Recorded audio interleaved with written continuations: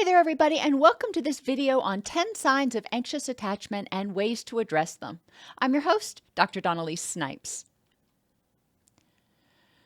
In the past few months, I've done several videos on attachment and secure attachment, but we haven't really talked about the different types of insecure attachment. The first type that we're going to talk about is anxious attachment. Now, people who have anxious attachment, guess what? When they're in their relationships, they feel, drum roll please, anxious. So the title makes sense. People who have anxious attachment often are plagued by a constant fear of abandonment. They have a high level of rejection sensitivity, and they're also hypervigilant. That means they're constantly scanning for any micro expressions that may indicate that they are getting ready to be rejected. And some of those expressions or some of those signs that they think they see may come from what their caregivers did or what somebody else did in a prior relationship.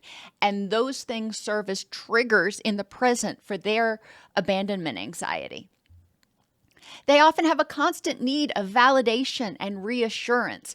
People who are anxiously attached don't feel lovable for who they are. A lot of times they don't even know who they are because they have always focused on doing what they think other people want them to do. So they constantly need external feedback telling them, yes, you're doing the right thing, you are pleasing me. People with anxious attachment are often clingy, or some may call dependent in their relationships. They have difficulty making decisions and they have difficulty being separated from the person that they are in a relationship with. And when we get down to talking about the parenting styles that contribute to anxious attachment, you're going to start to understand why this might be. And I encourage you, whatever your behaviors are in relationships, if they are not what you think is healthy, get curious. Ask yourself, why might this have developed as a result of my childhood?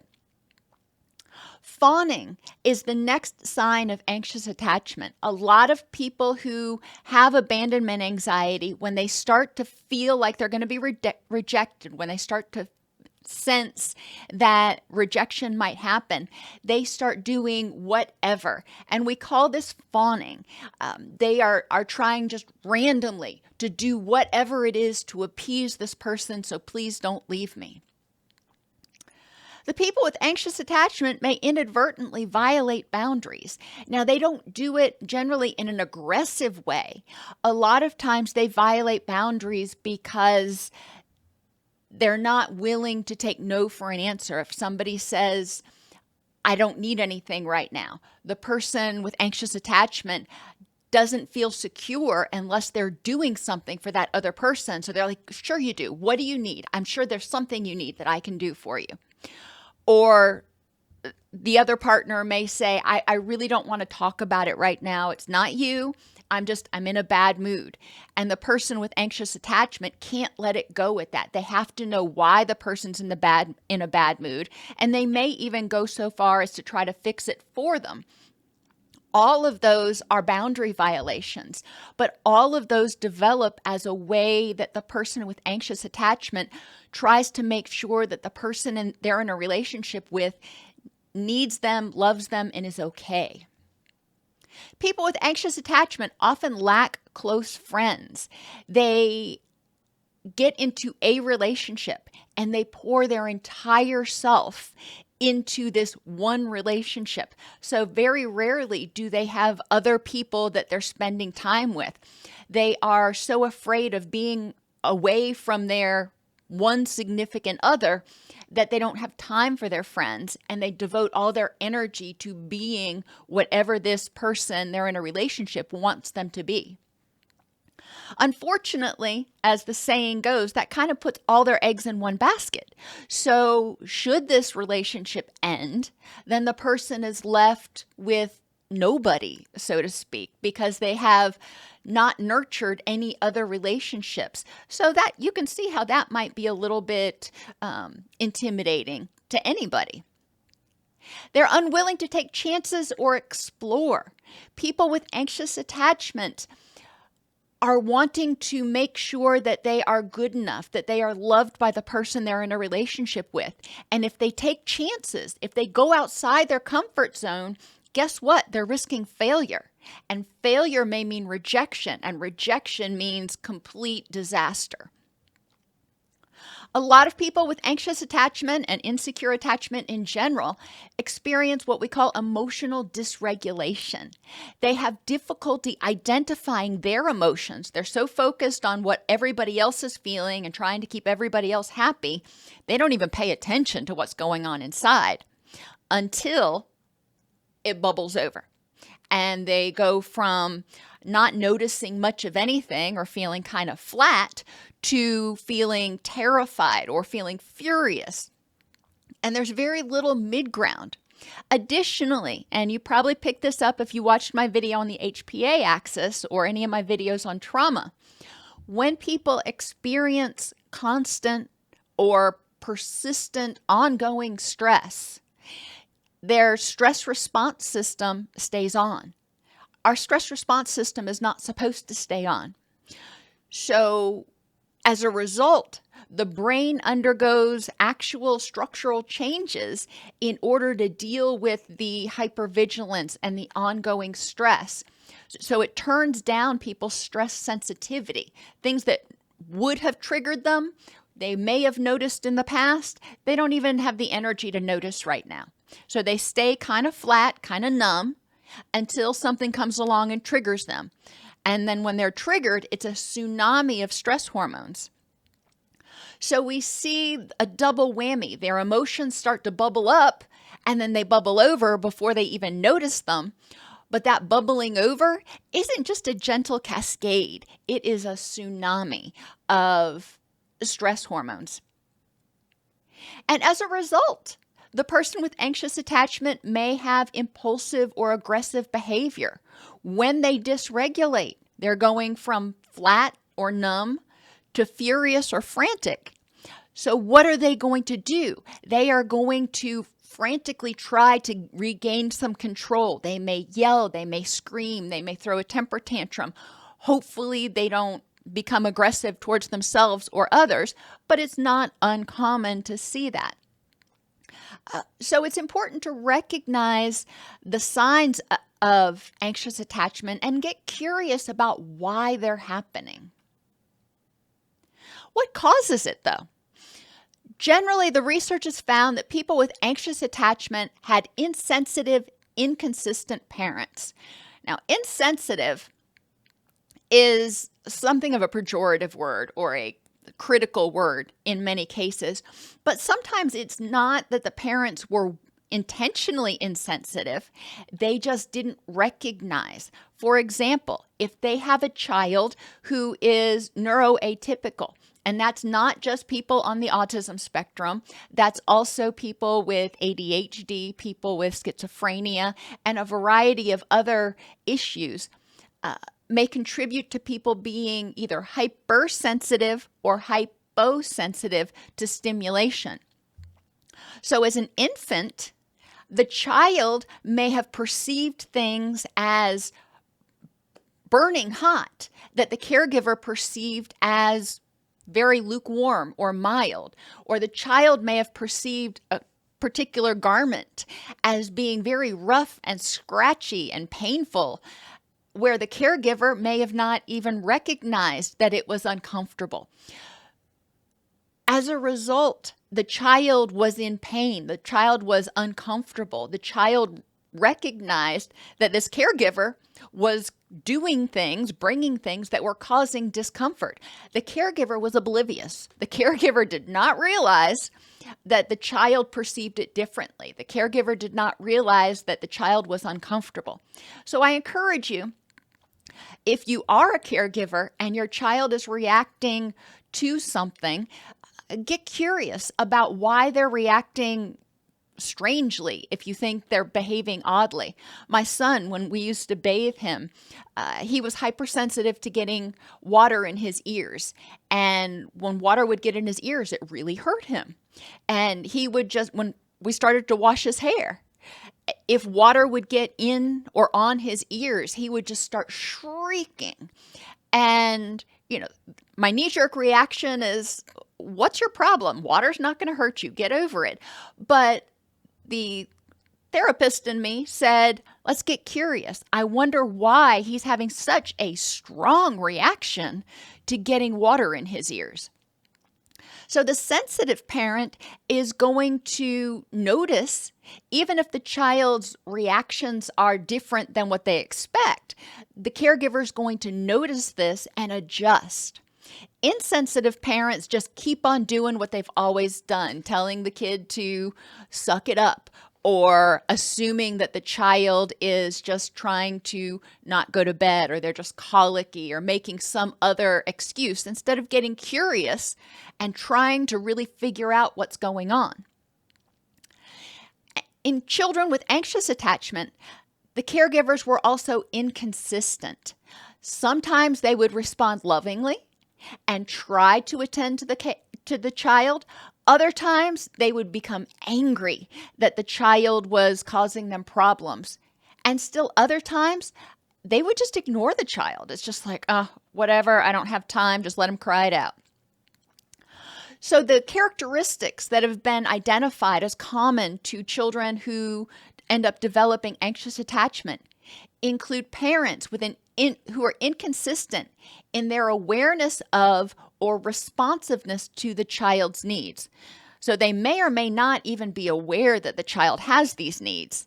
But once they become aware that the child's hungry, cold, unhappy, crying, whatever, they may or may not respond to those needs. So the child is feeling very unsafe. The child's like, this is uncomfortable. I don't like this, and nobody's helping me. Think how much that must feel to a 6-month-old or a 1-year-old or a 2-year-old who's still pre-verbal, and they can't communicate that, hey, Ma, this is really painful. Parents of people who develop anxious attachment often lack the ability or the desire to give positive attention to their child. The attention comes maybe sometimes if the child does something really, really good. But the rest of the time, negative attention is about the only attention that the child is going to get. They don't encourage the child to try new things. They don't encourage the child to take steps. Like when the child's learning how to tie their shoes, if the child doesn't get it right away, they're just like, fine, just stop, let me do it. Instead of helping the child, they get frustrated and do it for the child, communicating to the child, you're incapable. And your incompetence makes me angry, which makes me, potentially rejecting of you, which creates a situation in which the child does not feel safe or comfortable. They don't feel like they can do right. They are afraid of abandonment, which creates that constant anxiety. What do I have to do to be loved? And when I don't do right, does that mean I'm going to be abandoned? Now, I cannot possibly go over all of the things mindset might be addressed or need to be addressed in people with anxious attachment, but there are a few tips. Begin mindful journaling about the facts in the present context. So if you're in a relationship and you start feeling anxious, you start feeling like this person is going to abandon you, journal down what's happening, what are you seeing, and what are the facts? What do you know? Not what are you assuming, not what are you thinking, not what did other people do in this situation, but what are the facts with this person in this context? Become aware of your triggers and begin processing them.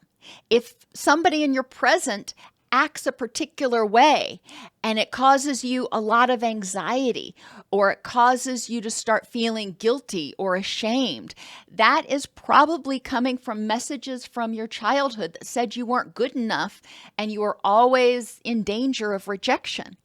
It's important to look in the present, in the current context. Are you being shamed? Or are you being in a situation that's not safe? Or is this triggering something from your past? Distress tolerance skills are also important.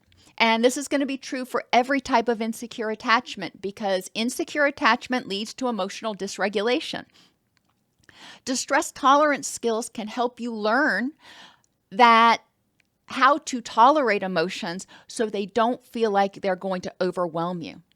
Distress tolerance skills can include thoughts that are distress tolerant, that say, I can do this, that unhook from the thought. Instead of saying, I feel like I'm going to be abandoned, say, I'm having the feeling that I'm going to be abandoned. And actually hold your hands out like this so you can envision yourself holding this feeling or holding this thought. Then you can decide what you're going to do with it. Activities. For a lot of people, square breathing, slow, deep breathing can help trigger the relaxation response. For some people, it actually worsens the dissociation. So engaging in other grounding exercises like 5 things that you see, 4 things that you hear, 3 things that you smell, and 2 things that you feel. If you identify things that are in your present environment, it can help you get grounded. And by looking for those things, you're turning your attention away from what's causing you distress to something that is theoretically benign. Guided imagery can also be helpful for people who feel anxious or for people who are dysregulating. Envisioning yourself in a cocoon, in a bubble, in a fortress, or somewhere safe, in some sort of situation where you are safe and protected. Some people like to envision their adult self protecting their child self. And S stands for sensations.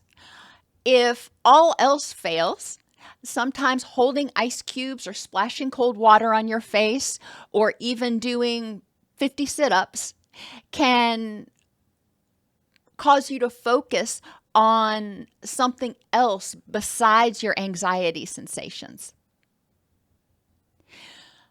Gradually increasing space is another intervention for anxious attachment, but this is something that the person with anxious attachment has to decide that I want to do this. I want to feel more secure. I want to start overcoming my separation anxiety. The person with anxious attachment needs to be empowered to set the pace for these things.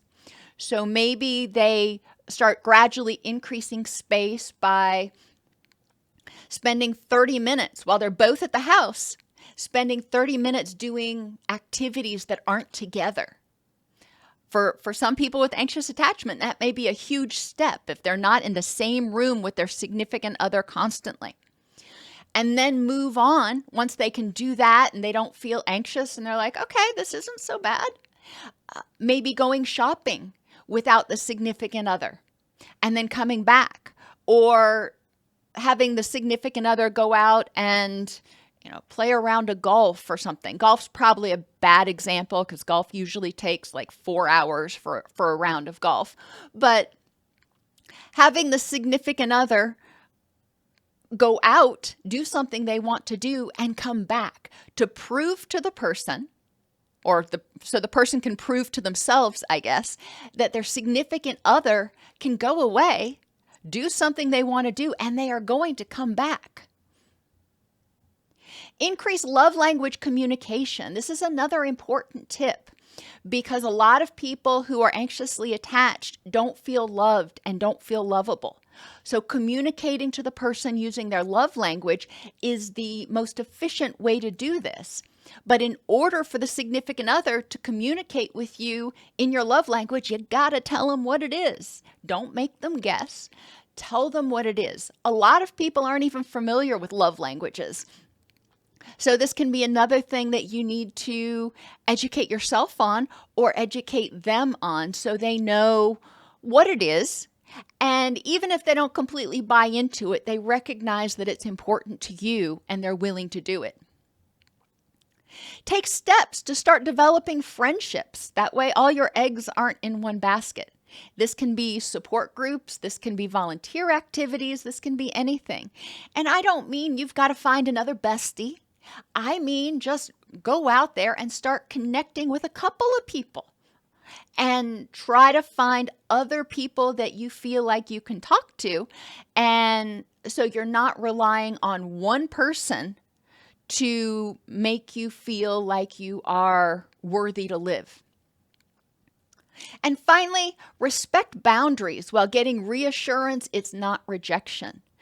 When your significant other comes home or calls you or whatever and sets a boundary, whether it is something's bothering them and they don't want to tell you, or they want to spend some time just by themselves, they want some me time, or whatever it is, encourage open communication, but also respect their boundaries. If they're not ready to talk about it, then set a time. Okay, I respect that you need your space. Maybe when can we talk about it? Or maybe in an hour or tomorrow we can revisit it. If they need space, okay, that's fine. Let's define what that looks like. And that will help the person who feels anxious know, is this just the person needing a little time to themselves? Or is this evolving into something else? If they say, I want to have the afternoon. Okay. That is very different than I need some space and I'll let you know. Now I have in quotes here, best relationships. Ideally, people who have anxious attachment will work on their issues so they can feel more securely attached and they don't maintain this undercurrent of anxiety henceforth and forevermore. However, not everybody wants to change their attachment style, and that's cool. If you are fine how you are and you just want to have a relationship, people who are anxiously attached tend to do better with other people who are anxiously attached because they both have the similar needs and they can work with each other. Sometimes people who are anxiously attached can get into relationships with others who are securely attached, who can help them start moving towards becoming more secure in their attachment. But a lot of times people who are securely attached can recognize the anxious attachment, can recognize the anxiety, and can adjust to compromise and try to meet that person's needs while still getting their own needs met. If the videos on this channel have been helpful for you, please support us in our mission to make high-quality practical content available to everybody. You can donate at docsnipes.com/donate. You can join the YouTube channel at docsnipes.com/join, or you can purchase a thanks for any video that you find particularly helpful. Anxious attachment is one of 3 types of insecure attachment that may develop as a result of insensitive, inconsistent, or rejecting parenting. The person who is anxiously attached often feels overwhelmed by their emotions and the emotions of others.